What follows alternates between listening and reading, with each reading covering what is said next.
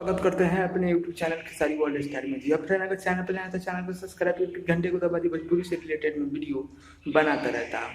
तो काफ़ी दिनों से बड़ा विवाद कर रहे थे जितने भी खेसारी भाई के दुश्मन थे, लेकिन अंत तक आप लोग को पता चल ही गया होगा कि पंकज सिंह ने माफ़ी मांग लिए खेसारी भैया से।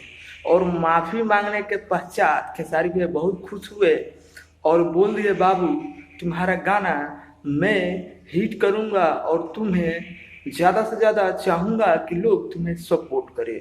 ये बात पंकज सिंह को पहले समझ में नहीं आ रहा था। जिस टाइम खेसारी भैया के ऊपर लोग जितने भी गेम खेल रहे थे आकर लाइव बोल बोल कर कि पंकज सिंह को क्या मारा पीटा, ऐसा बात नहीं है। और पंकज सिंह को आप लोगों ने देखा होगा खेसारी भैया का संग, और जितने भी वीडियो आया है अभी 2 दिन के अंदर कल वीडियो अपलोड किया था पंकज सिंह ने कि मैं सारा विवाद, मतलब कोई विवाद नहीं है हम लोग के बीच में, जितने भी भाई विवाद वीडियो बना रहे हैं गाली देकर वो ना बनाए।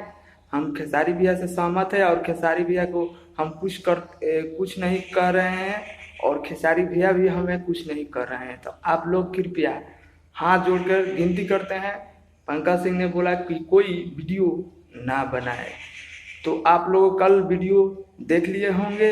तो जितने भी खेसारी भैया के अब दुश्मन हैं, अब किस बात के लिए वीडियो बना रहे हैं अब देखा जाएगा, यूट्यूब पे चाहे फेसबुक पे।